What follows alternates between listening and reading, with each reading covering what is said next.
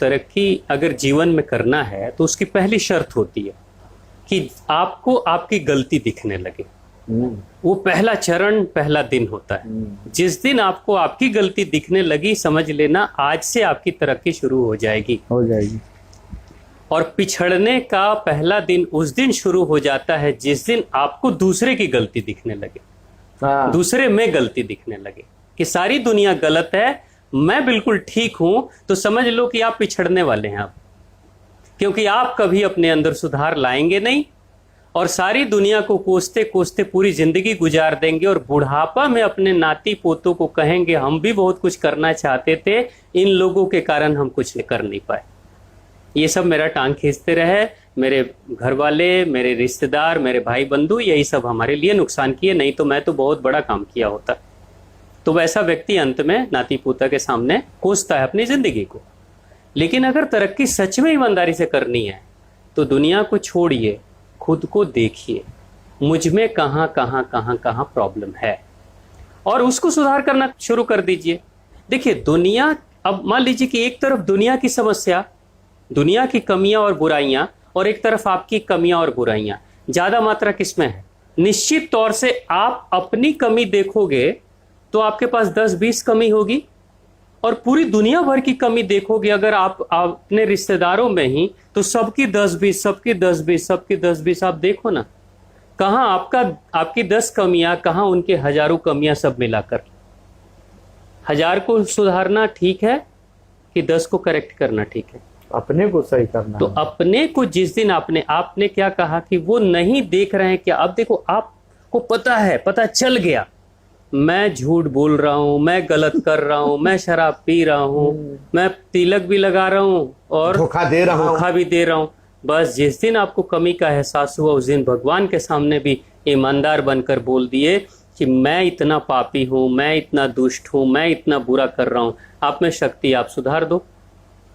लेकिन बोल तो रहे हो ना, स्वीकार कर रहे हो। अब माँ सुधारे ना सुधारे, लेकिन जब खुल के आपने अपने बुराई को स्वीकार करना शुरू कर दिया, बस उसी दिन से भाई मेरे से नहीं छूट पा रहा माँ, आप मुझे छोड़ा दीजिए, मैं छोड़ना चाहता हूँ। मैं सारी बुराई छोड़ना चाहता हूँ, नहीं छूट पा रहा। आपके बिना वो छूट ही नहीं पाएगा, आप ही छोड़ा दीजिए, मैं छोड़ना चाहता हूँ।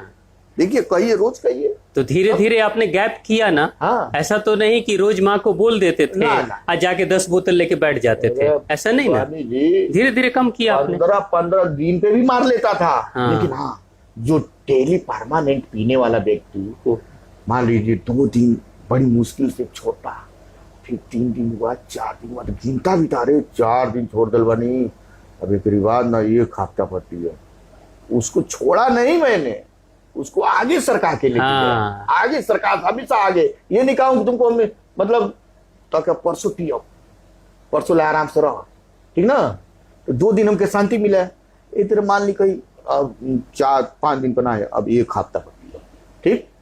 1 हफ्ता दिन पीता था, उसको भी खुश करता था, फिर कहता था और 10 दिन के बदले पियो, ठीक। एक तरह भाई लड़ाई के बाद धीरे धीरे सरकावत उनके कहानी। अब 1 महीने के बाद उनके चिट्ट कर समाप्त हो गई ना, 1 महीने के बाद समाप्त हो गई ना। अब तो तक में हम कह बाबरी सब बेकार बड़ा सो, ये सब गलती करता सुन। ये तरह आपसे बताओ तनी, अब हमरे के देखे सिखाए सो ये मर रही बाबू साहब, 365 दिन हम अकेले नहीं पीते थे स्वामी जी। हमको इस समय तक सारे हमारे गांव के जितने, देखिए जना मरता है सर जय हिंद, वो हमारे साथ का फेवरेट पियक्कड़ था, जय हिंद चौधरी। फेवरेट पियक्कड़, वही पूरा व्यवस्था बनाता था, सीख में भूजना और एक एक उठा करके बाबू साहब को देना है, पीस लीजिए बढ़िया वाला, और तारू चाहे चिमनी के होके चाहे मुसहरिन के घर के होके, मरत है। और वही मैं खूब बढ़िया चल रहा हूँ। अब वही ठक्का हो गई बाड़ा, हमारे उम्र का हूँ, अब हाथ पैर सूख के हो गई बाड़ा। ये तो कहें कि प्रधानमंत्री नरेंद्र मोदी जी के आशीर्वाद से वो बच गई है। वो आयुष्मान कार्ड ना बनौले रहती वहां के लोग के, तो उनके माटी लग गई। वो आयुष्मान कार्ड से 5 लाख लागल है,